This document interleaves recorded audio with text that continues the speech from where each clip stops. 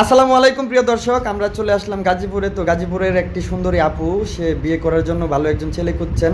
তো আজকে তার মুখ থেকে আমরা শুনবো সে কেমন ছেলে পছন্দ করে। আসসালামু আলাইকুম আপু, ওয়ালাইকুম সালাম। কেমন আছেন? জি ভালো। আচ্ছা, এই যে আপনি বললেন আপনি বিয়ে করার জন্য ছেলে খুঁজে পাচ্ছেন না, আপনি কেমন ছেলে পছন্দ করেন?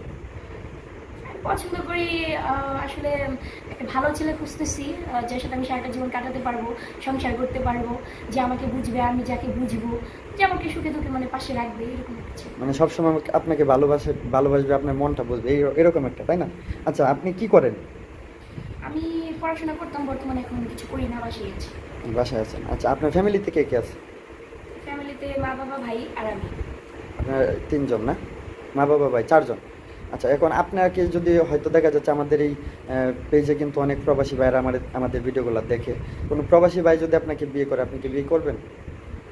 ওইরকম যদি হয় ভালো, তাহলে অবশ্যই করবো। আচ্ছা, এখানে আরেকটা প্রশ্ন আপনাকে করি, সেটা হচ্ছে যে আপনি ওই এর আগে কি আপনার বিয়ে হয়েছিল? না, বিয়ে হয় নাই। আহ, বিয়ে ঠিক হয়েছিল, কিন্তু যে কোনো কারণে প্রবলেমে বিয়ে হয়ে গেছে। ভেঙে গেছে? আচ্ছা, যাই হোক, এখন বর্তমান যুগে কিন্তু আপনার ওই যে যৌতুকের কারণে বিয়েগুলো ভাঙে বেশি, জানি না এই প্রবলেম কিনা, হয়তো যাই হোক, এটা আপনার পার্সোনাল বিষয়, সেটা না। কিন্তু হয়তো অনেক বাইরে আছে, কিন্তু প্রবাসী বাইরা দেখা যাচ্ছে, বা বাংলাদেশে অনেক বাইরে আছে আপনার অনেক টাকার মালিক হয়, তাদের আবার অনেক সময় দেখা যায় বউ কোনো কারণে থাকে না বা চলে যায়, বা হয়তো আল্লাহর ডাকে সাড়া দেয় আর কি। তো এমন কোনো ভাই যদি আপনাকে বিয়ে করতে চায়, আপনি কি বিয়ে করবেন?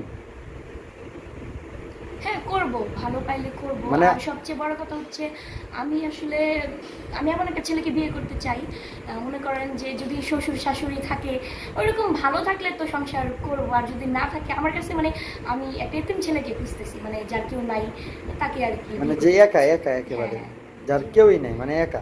আপনি চাচ্ছেন কি যে যে একা তার, তাকে বিয়ে করলে হয়তো তার সব সম্পত্তি আপনি পাবেন। না, এই সম্পত্তির তোর জন্য না।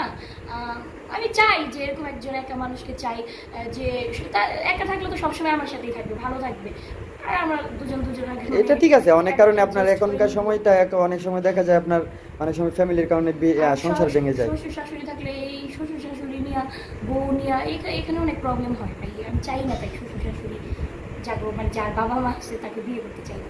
ও, তার মানে আপনি যে যাকে বিয়ে করেন না কেন, তার বাবা মা বা আত্মীয় স্বজন না থাকলে সবচেয়ে ভালো হয়।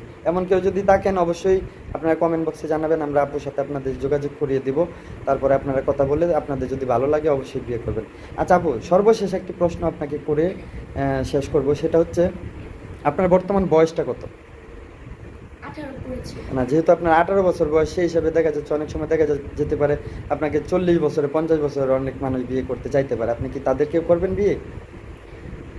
তাদেরকে বলতে কি, এখন মনে করেন যে বিয়ে তো করব, রাস্তাঘাটে গেলে একটা ম্যাচিং হওয়ার একটা ইয়ে থাকে না, কি, এটাই মানে আপনার যেমন এত 18 বছর, বয়স আপনার হলে তো যদি, হ্যাঁ, হবে না একটু। 25, 26 বা 28, 30-এর ভিতরে হলেও ভালো হয় আর কি। যাই হোক, সমস্যা নাই, সবাই ভিডিওটা একটু শেয়ার করে দিবেন।